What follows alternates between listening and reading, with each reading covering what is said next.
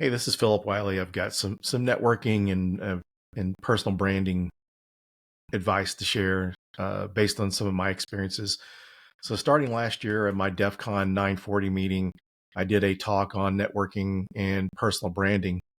And so, one of the things I like to share that really is going to make things more effective when you're working on your personal brand, building your network.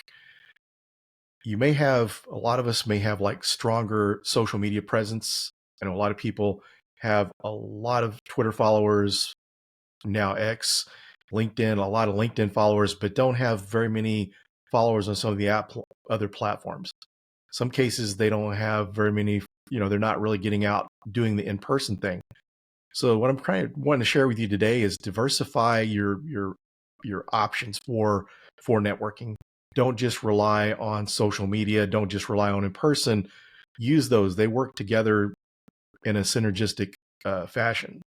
So, for instance, one of the things I do to leverage my conference speaking is I will post on LinkedIn or Twitter, I'm going to be at this certain conference, and that way people in my network or folks that are not in my network that I connect with know I'm there. We're able to meet up. So the connections you make in person are so much more powerful than uh, just what you do online. And one of the things I like to do too when I'm at conferences, and I was having a call with another conference speaker the other day, and he was asking some advice. So he was going to conferences. He would go to the conference, give his talk, maybe hang around, catch some other talks, go back to his hotel room, and do work. But he's missing out on the opportunity of connecting with others. So, as I kind of mentioned, when I go to conferences, I will let others know that I'm going to be there, and so we can meet up. And so, this is a really good way to build your network.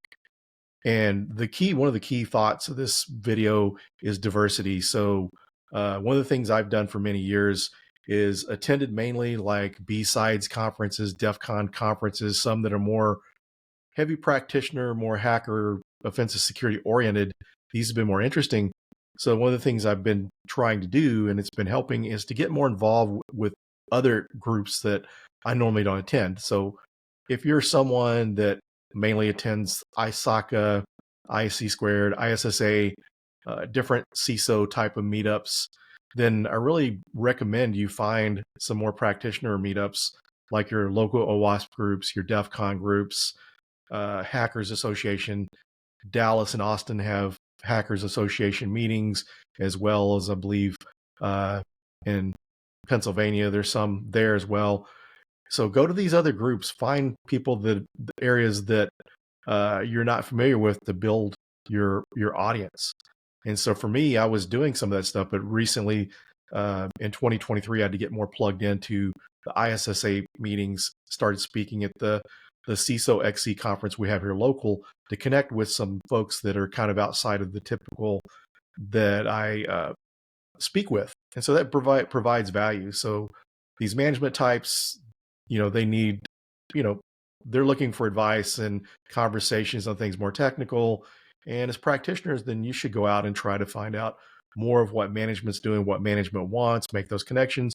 And as a practitioner, when you're going to these more professional structured type meetings like your ISSA, your CISO type meetings, you're starting to build an audience and connections with people that are on the hiring side of things. And it opens up good opportunities. And one of the things when you're at conferences, I mentioned, get out there and network. There's been many opportunities where I've been invited to speak at other conferences because I ran into a founder or organizer of another conference. We speak, I get invited to speak there to teach workshops. So getting out there, talking to people when you're at these events is helpful. And diversification, make sure you're diversifying your social media platforms. A lot of folks started paying more attention to LinkedIn when we were all kind of worried about what was going to happen with X, which was formerly Twitter, kind of worried if it was going to go away. So people have been putting more effort into that. And then I see people that put all their effort into LinkedIn, say that's not a bad, it's great to have a good LinkedIn following and put the effort in there. But you also need to be, share your knowledge, show that you're a subject matter expert, do other things. I mean, you're going to help that LinkedIn presence, your in-person presence by going to meetups. So an example was I needed to find a new job. I'd given 2 weeks notice. Uh, I my last day was on a Thursday. On a Friday, I had 2 job offers, and part of that is I'm really socializing at the in-person events. I'm utilizing my LinkedIn and Twitter to show this is where I'm speaking. These are workshops I'm teaching. These are things I'm doing, so people get to see, yeah, this guy is a subject matter expert in offensive security, and it gets their attention and it opens up opportunities. So that's one of the things I really recommend. And this was kind of inspiration of an article that I wrote on LinkedIn trying to share some of these ideas to help others out. And another thing is too, I ran into a sales engineer for a company at a conference last year, and we're speaking. I was kind of telling about what I do, because part of the roles in companies I work for, evangelism is part of that. So I'm an offensive security evangelist. And so that's part of what I do at the companies I'm at, being that evangelist, getting the word out on offensive security and cybersecurity in general. And when I was talking to him and he saw that, he said, that sounds very interesting. I need to build my own personal brand, because this engineer was going out promoting his company, but not himself. And you can do both. And so if people see you're a subject matter expert, it's going to help your company and vice versa. So if you're a sales engineer, a salesperson for a company, work on your personal brand, because the day may come you may need to move jobs, and you don't want it to all be purely this certain company over here that's not transferable. So really make sure that you're taking advantage of speaking with others when you're at events. Take advantage of that networking while you're there. It's going to go a long way. And diversify your platforms. For instance, one of the things I've done, I started a new podcast at the end of April, the Philip Wiley Show. I was previously doing a podcast called The Hacker Factory. With the new podcast, I started doing video. I host it on Spotify and YouTube in video formats. And YouTube is bringing me a whole different demographic.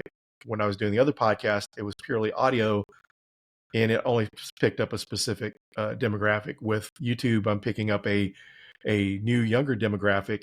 And then on Spotify, I'm also posting the video. So video of my podcast is available on YouTube and Spotify. So the more you diversify your platform, the more you work on these different platforms, the more engagement, the more followers, the more opportunities it's going to bring for you. And, it's kind of the good thing is a lot of stuff can be reused.